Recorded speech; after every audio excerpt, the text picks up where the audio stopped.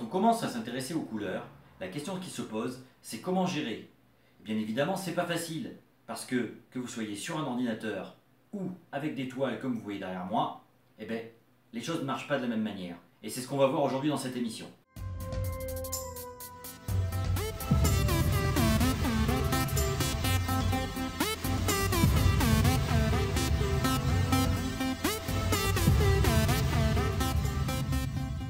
Bonjour et bienvenue sur Chat Inspire. Quand on commence à s'intéresser à l'utilisation des couleurs, il faut se pencher sur les cercles chromatiques. Mais c'est quoi un cercle chromatique exactement? Un cercle chromatique est une représentation théorique et ordonnée des couleurs utilisées en peinture, en art graphique, en teinture et en design industriel. Bon, on est bien avancé, mais ça nous dit quoi exactement? Pour résumer, lorsqu'on utilise une tablette numérique, on peut donc dire qu'on peint avec de la lumière et que lorsqu'on utilise une toile, on peint avec des encres, de la peinture ou des pigments, tout simplement. Oh, c'est fatigant ça. Pour la synthèse additive et les écrans et les tablettes numériques, les couleurs primaires sont le rouge, le vert et le bleu. Et en ce qui concerne les couleurs primaires pour l'impression et la peinture, les couleurs sont le rouge, le jaune et le bleu. Ok, mais c'est quoi une couleur primaire? Une couleur primaire, c'est tout simplement une couleur qu'on ne peut pas obtenir par des mélanges.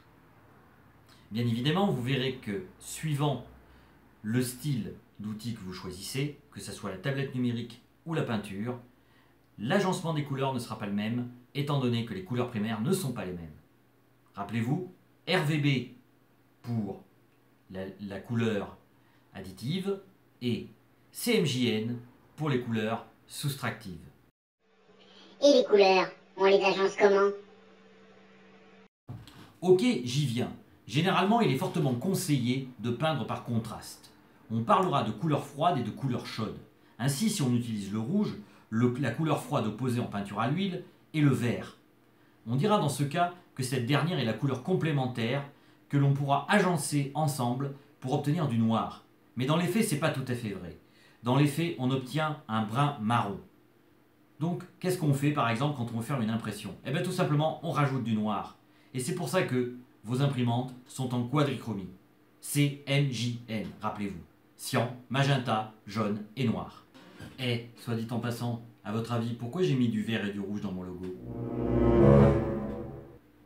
Cercle chromatique.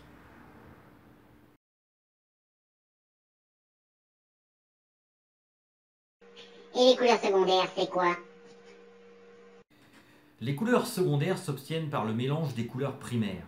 Ainsi, si on mélange du jaune et du rouge, on obtient de l'orange.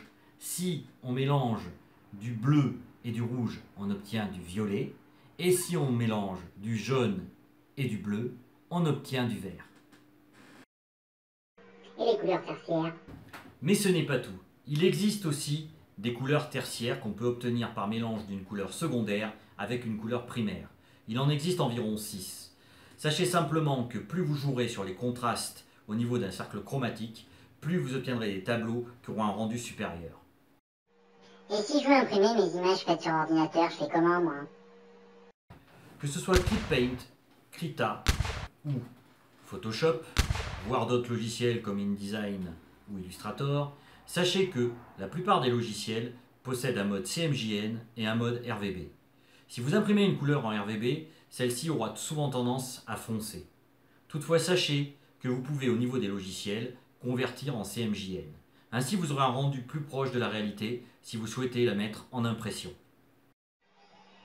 Bon ben moi je me rends dehors, hein.